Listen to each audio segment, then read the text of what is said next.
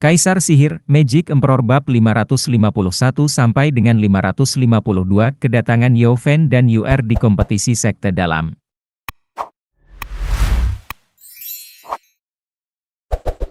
Tolong, kakak senior Kuilang.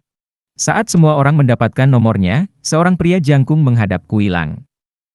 Di hadapan iblis di masa lalu, pria itu menjadi lemah lembut, membungkuk di tempat dengan harapan bisa meninggalkan cincin ini dengan nyawanya.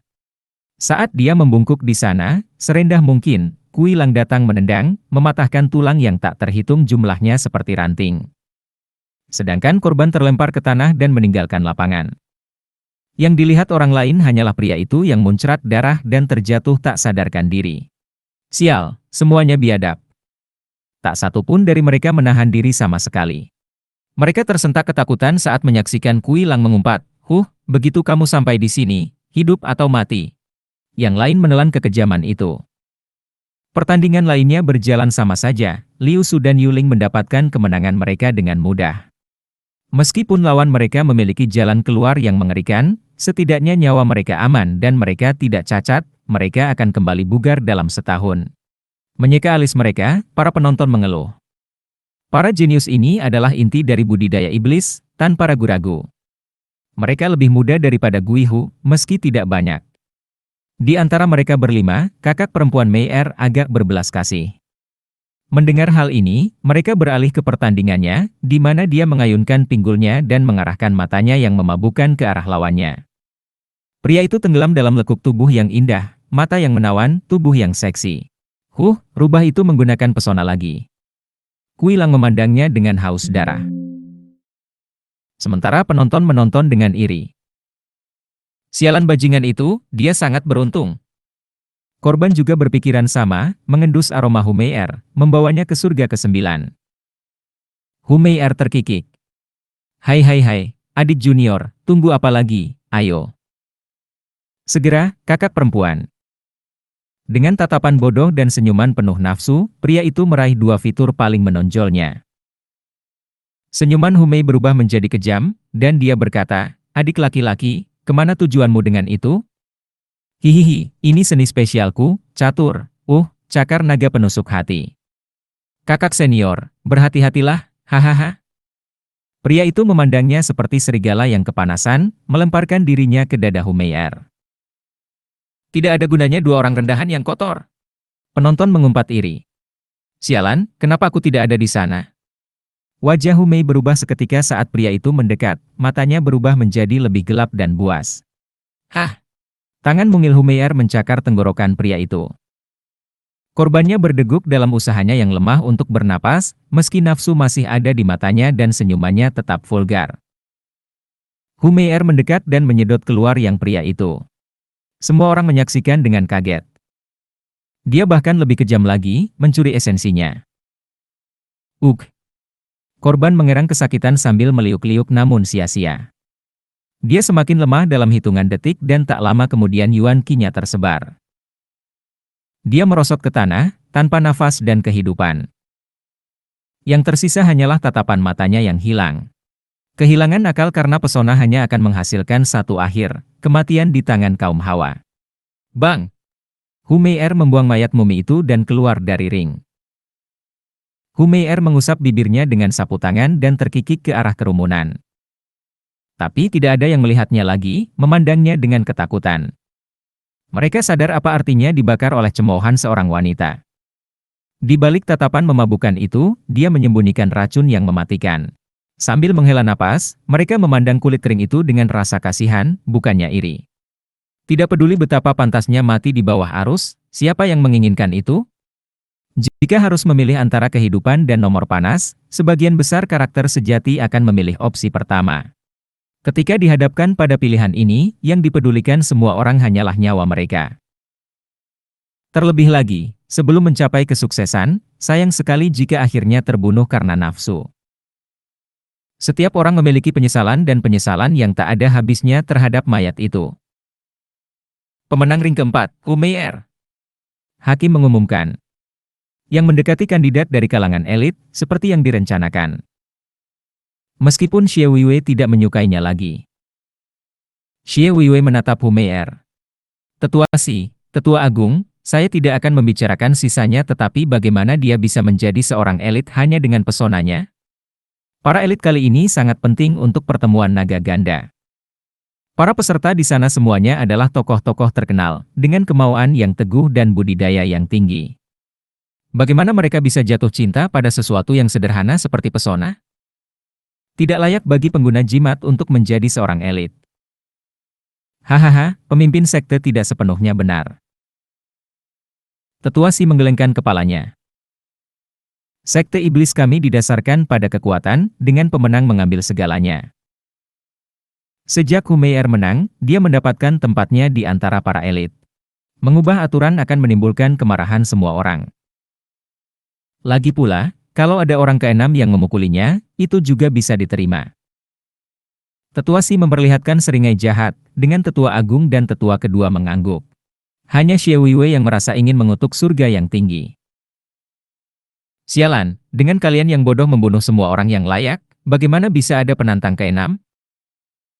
Tunggu, bukankah Zuofen bilang dia akan datang menampar? Apa yang membuat bajingan itu lama sekali? Xie Weiwei mencari-cari sosoknya. Sementara itu, 3 bayangan di pohon yang berjarak 1000 meter mencibir hasilnya, sambil merasa menyesal dan sedih. Lihat. Bajingan ini sudah melewati batas. Apakah mereka kekurangan bakat untuk membiarkan seorang pawang menjadi elit? Pukulan matanya akan sangat berguna dalam pertemuan naga ganda dan kita akhirnya akan diejek. Satu bayangan muncul.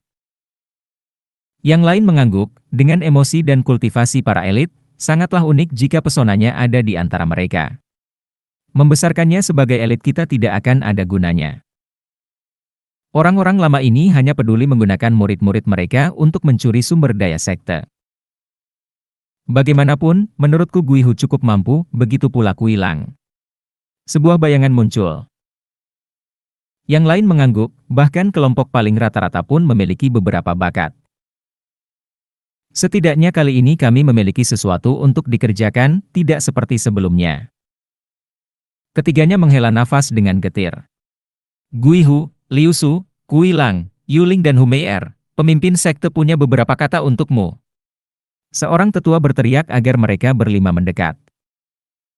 Penonton menyaksikan dengan penuh semangat. Yang terjadi selanjutnya adalah pernyataan resmi dari pemimpin sekte bahwa kelima orang ini adalah elit yang diberi kehormatan tertinggi. Paling tidak mereka di masa depan adalah orang yang lebih tua, laki-laki di antara laki-laki. Salam, pemimpin sekte. Kelimanya membungkuk. Xie Weiwei menyembunyikan cibiran saat dia memenuhi tugasnya. Selamat, mulai sekarang kamu akan dieli. Tunggu. Saat uang melengkung di atas ring, seorang pria dan seorang gadis muncul. Suara familiar itu melanjutkan, maaf, sepertinya kalian berlima masih memiliki penantang tersisa. Siapa di sana? Tetua Si menggonggong dengan kesal karena kemunculan tiba-tiba para penyusup itu. Bahkan para tetua, para ahli tahap ethereal tidak mengetahui kedatangan mereka. Bagaimana ini bisa terjadi? Tetua Si segera menemukan seorang pria muda dengan rambut putih dan sikapnya yang gagah, memegang sapu di bahunya. Seolah-olah mengatakan, ayo, pukul pantatmu. Kesombongannya yang tak tertahankan membuat Tetua Si merangkak ke atas tembok. Dia belum pernah bertemu orang lain yang lebih pantas dipukuli daripada bajingan ini. Kedatangan lainnya adalah seorang gadis berusia 18 tahun, penampilan cantiknya dirusak oleh watak dingin dan udara sedingin es di sekitarnya. Bahkan sebagai ahli tahap ethereal, jantungnya berdebar kencang. Anak-anak nakal ini merencanakan sesuatu. Sementara wajah Xie Weiwei berubah seram, siapa kamu hingga muncul di sini? Murid luar UR. Salam, pemimpin sekte. UR akrab dengan sekte perencana iblis dan peraturannya, menunjukkan rasa hormatnya. Xie Weiwei mengangguk tetapi Zuofen masih memegang sapu itu seperti pedang di bahunya 1 detik dan detik berikutnya dia menangkupkan tangannya, suaranya menggelegar, saya pekerja Zuofen. Salam, pemimpin sekte. Wajah Xie Weiwei berkedut saat melihat punggung lurus Zuofen. Dia adalah gambaran kepahlawanan, tanpa satupun tulang penurut di punggungnya, bahkan di depan pemimpin sekte. Anak nakal ini, sikap santai tidak apa-apa, tapi melakukannya di siang hari bolong. Kamu mengejek namaku. Kamu pasti memiliki waktu yang mudah untuk memutuskan dari luar bahwa bahkan kantor tenaga kerja pun tidak dapat mengekang kecenderunganmu. Xie Weiwei menggerutu dalam hati, tetapi pada akhirnya dia memang membutuhkan Zhuo Fen sehingga dia mengabaikan kesalahannya. Mendengar pernyataan Zhuo Fen, semua orang tercengang, bahkan tetua Si dan penatua agung. Mereka memandangnya dengan curiga, mencari petunjuk. Jadi dialah yang dibawa oleh pemimpin sekte. Mari kita lihat betapa hebatnya dia sebenarnya. Sementara orang-orang besar hanya memperhatikan Zhuo Fen, 5 kandidat elit mengawasi UR. Yuling merasakan getaran dingin yang datang dari adik perempuannya dan dibiarkan dengan tatapan kosong. Bagaimana dia bisa melepaskan aura sedingin es? Melihatnya saja membuatku menggigil. Apa yang dilakukan Zhuo Fen beberapa bulan terakhir ini? Yuling bingung dengan aura UR. Kuilang juga tercengang, tapi tidak seperti Yuling. Yang membuatnya bingung adalah pertumbuhan gadis itu, hingga lapisan ke-9 dari tahap surga yang mendalam.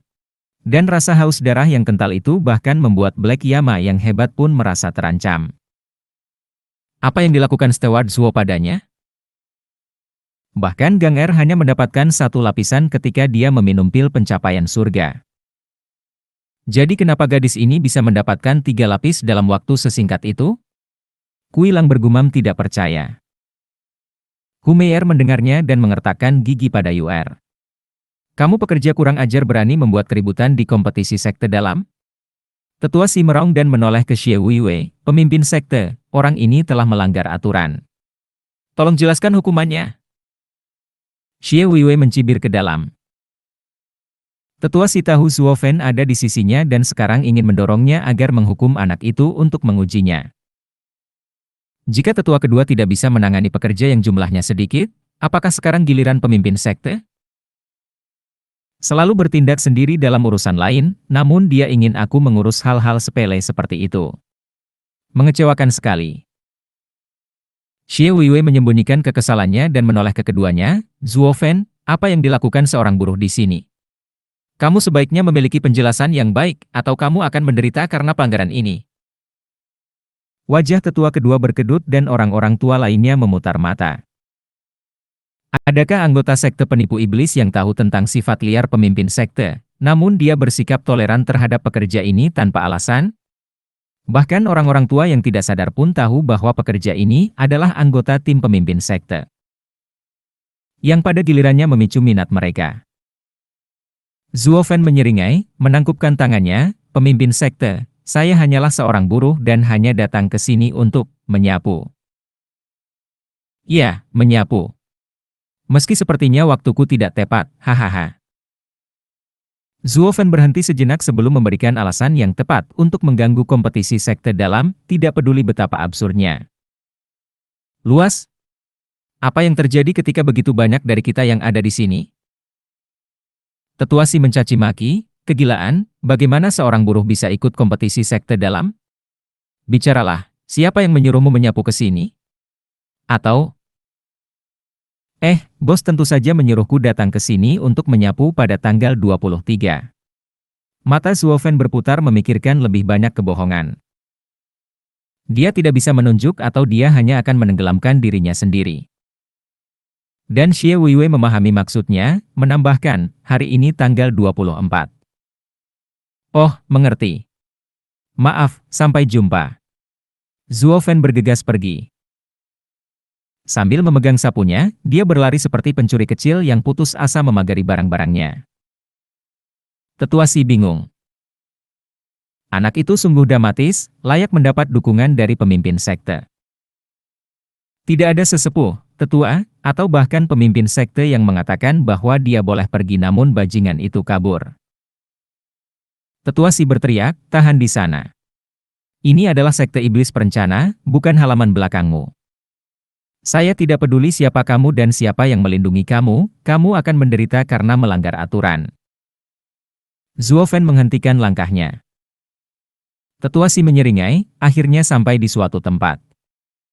Dia membungkuk di hadapan Xie Weiwei dengan senyum kejam, pemimpin sekte, pekerja dilarang mengikuti kompetisi sekte luar dan dalam. Tolong hukum dia. Tetua Si mengejek Xie Weiwei. Dia pasti punya rencana besar untuk Zuo Fen dan semakin cepat Tetua Si menanganinya, semakin baik. Memaksa tangan Xie Weiwei sama saja dengan menamparnya. Xie Weiwei sangat paham dengan niatnya dan menoleh ke yang lain. Siapa tetua yang bertanggung jawab atas keamanan?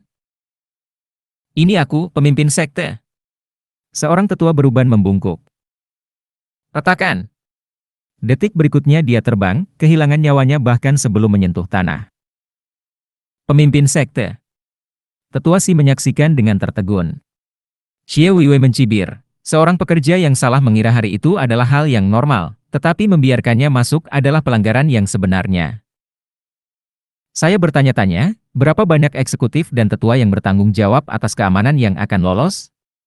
Mata Xie Weiwei berkilat-kilat karena haus darah terhadap para korban. Terlepas apakah itu sebuah alasan, tapi berada di bawah tatapan kejamnya terasa seperti diawasi oleh ular beludak. Xie Weiwei akhirnya menoleh ke tetua Si, ada lagi. Setiap orang sangat berterima kasih atas kebaikan pemimpin sekte. Saya meminta kamu mengampuni mereka. Tetua Si mengertakkan gigi. Tidak peduli seberapa besar kebencian yang dia bawa di sudut terdalam hatinya, dia jelas mengancam nyawa orang lain untuk melepaskan Zuo Fen atau dia akan segera mengalami tumpukan kematian. Hal ini tentu akan mengganggu kerja sama para tetua. Kebencian mempunyai dampak seperti itu pada orang-orang. Xie Weiwei, aku akan menghancurkanmu untuk ini. Tetua Si marah. Xie Weiwei berseri-seri pada Zuo Fen, yang membalas dengan tersenyum.